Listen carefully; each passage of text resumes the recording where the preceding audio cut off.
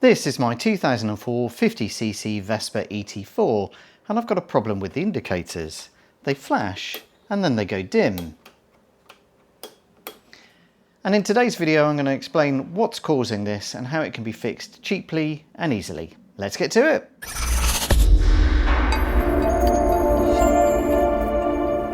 So sat here on the scooter as if you're riding, what's happening is when you turn the indicators on, it blinks once and then it goes dim. So what's happening is it's getting power, but the flasher capability within the moped is not giving a flash basically. And it happens exactly the same on the other side. It sort of flashes once and then goes dim. And right now that's an MOT fail for this moped here in the UK. It will not pass a roadworthiness test, and that is coming up for this Vespa in about 6 weeks time. So I've got to get it fixed. Now the component that controls flashing on these 50cc ET4s at least sits behind this panel here. Now normally you'd have to ping this off, but mine is broken unfortunately, so mine just pulls off, and then it's just one screw in here that you undo, and then just lifting up from the bottom here, and then just pull this part out like that.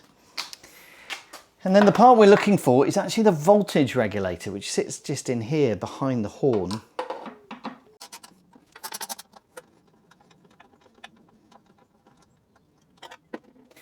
So I've just removed the horn there just to give us a bit more access. And this is the voltage regulator here with this finned case. It's got a 4 or 5 lead input in here.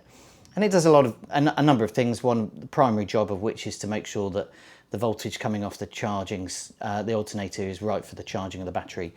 But what it also contains is a transistor for flashing of the indicators. And it's that transistor in there that has failed. These parts are available to be replaced, but you're buying a whole unit when only a small part of the functionality is not working.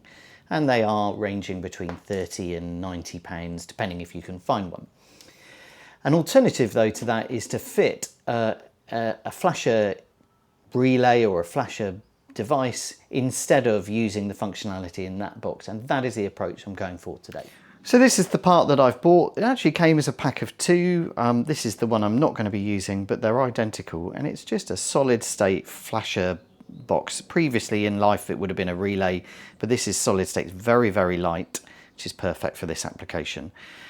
I've wired up the other one that I am going to use, and we're going to just give it a quick test on this battery just to see. So I've just put some wires in, red into the battery feed, black out to the bulb feed, and then let's just wire it up and I'll show you how it works, or show you it working. So I'm just going to use these clips just to hold the wire onto the battery terminal. That's that one. And then I've got myself a sort of regular indicator bulb from one of my cars actually. Flasher, let's call it a relay, even though it isn't a relay because it's solid state. If I put it on here, what we see is that we now get a really nice consistent flash. And in fact this flasher relay has a little potentiometer in it, so you can change the rate of flashing, and there is a MOT requirement in the UK which I'll need to make sure it meets. So flasher working, let's get it installed on the Vespa. So as you saw there, all we need for this flasher device is power in a 12 volt constant, and then we need a feed out into the switch on the handlebar that turns the indicators left or right.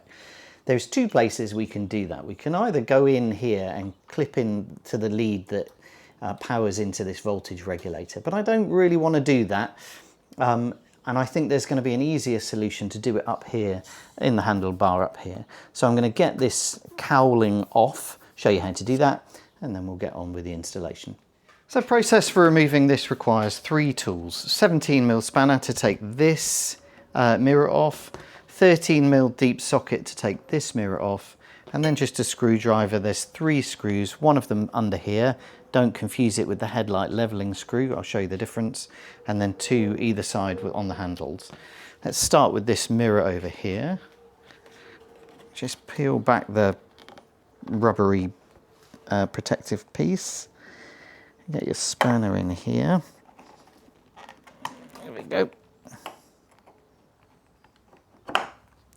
And then just, there you go, undo that and it's more like a locking nut to be fair, and then wind off your mirror on that side.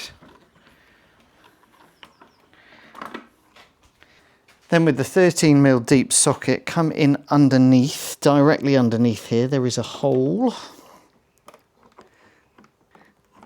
And then just undoes. Again, it makes it very loose straight away, so just can then just undo it with my fingers.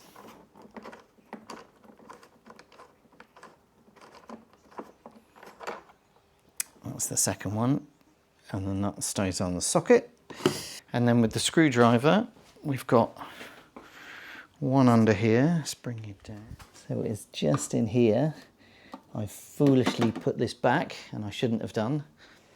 Okay, with that access panel back removed, it's this screw back here. Don't do this one. This is the headlight leveling screw. It's this Phillips at the back here, on there. And then we've got our last two screws, which are sort of just up under here. They're easily visible once you get your head low enough. There we go, that's that one.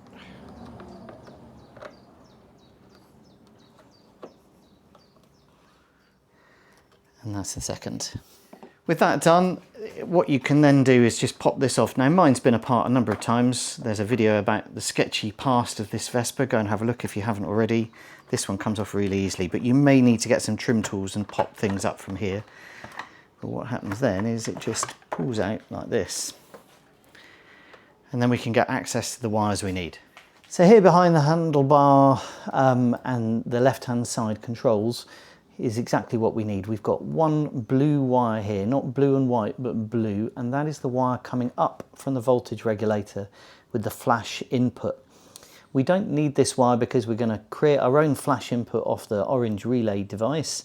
So that one we cut, and the tail we don't need, and we splice into the existing connector here. What then we also need is a 12 volt permanently on with the key feed, and that is this white lead here, which plugs into the horn, and we'll need to splice into that using something I believe is called a military splice, because of course we need to retain functionality for the horn. Just worth checking though, just to be absolutely certain that we've got good 12 volt feed in, and checking that we've got the right lead here. So I'm going in with the multimeter. Let's just get that there, and then what we see is we've got 12 volts coming up off that white lead. If I go onto the grey one, which is the other side of the horn switch, we see nothing. What you also, interestingly as well, if we back probe against the blue lead, what we see is voltage, and if we get a good hold on it, if I just, will that stay yet? And then if I operate the indicators, you'll see the voltage is moving around a lot, but it really dips. What it should be doing is dipping to 0 and then coming back up to 12 on a flash cycle. And this is what it isn't doing, and that is why the indicators aren't flashing. Now, since this device is actually very small and light, what I'm thinking of doing is just having it down in here and then just tie wrapping it to the main bit of the metal structure here, and then just literally cutting into the wires at this point here. Now these wires, these are kind of flying leads that I've made myself with some spare wire. They're actually much thicker than they needed to be. I kind of made them off the bike, obviously, but we should be able to cut in and solder into these wires here without any issue. So let's do that now. So remembering then that we've got our blue wire here that we're going to patch into, and the bit we need is the bit going from here up under the handle. The bit going down into the back to the voltage regulator we're no longer going to need. So let's give that a cut here. And then remember the 12 volt feed. So make sure we're cutting the right one, and I'm going to cut that in a similar place, but we're going to have to keep both edges of that.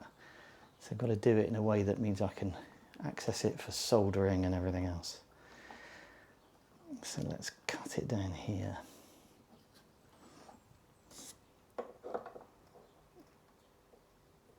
There.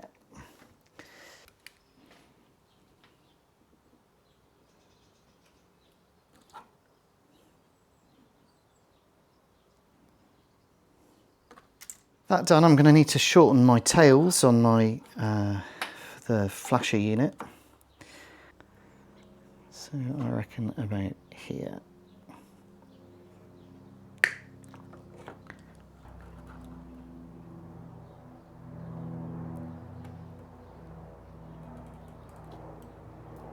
This battery one I'm going to make make the cut a little bit longer. Explain why in a second. There we go. Now what I've done here is I've cut into the 12 volt. If I could have pulled the connector and de-pinned the lead and done something clever there, but I've never had much success de-pinning from connectors. So yeah.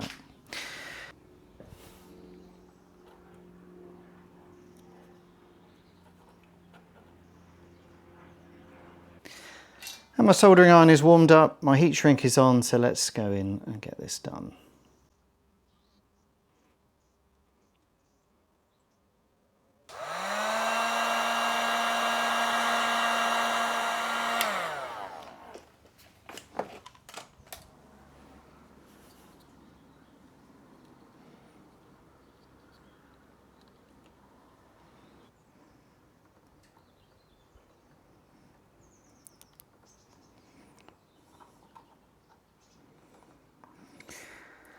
So where I'd left this one a little bit longer, what I'm now going to do is I'm going to wrap it round what will become this join.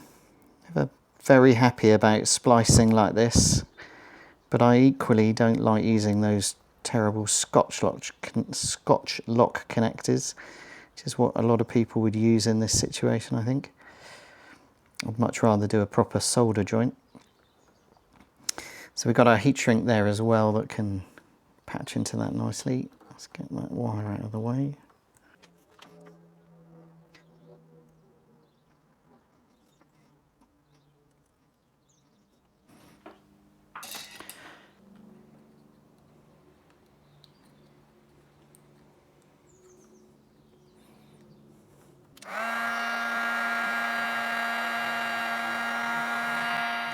So I'm just running this zip tie through this kind of clip that's at the back here, just to make things a little bit easier, I hope.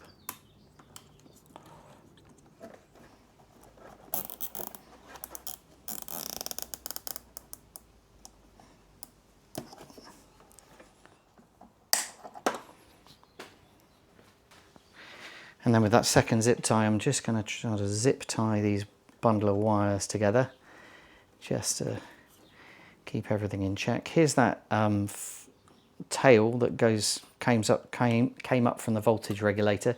If somebody in the future decides they want to restore this Vespa, and I mean I guess it could happen, then they could easily just get that connector back, rewire that and replace the voltage regulator, because so that I've left them a bit of a tail to do that if that's what they want to do.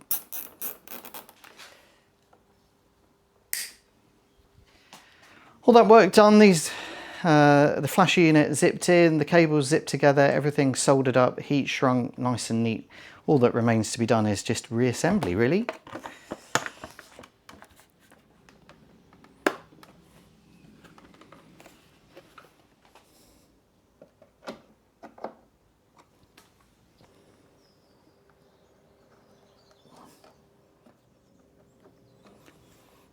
For the mirrors then, just a case of putting them back in, lining everything up, putting your bolt on there, and then just sort of passing it up underneath through the hole. And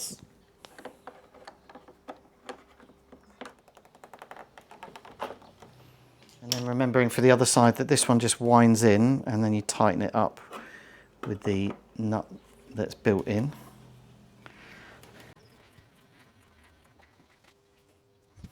So get it set to your preferred orientation.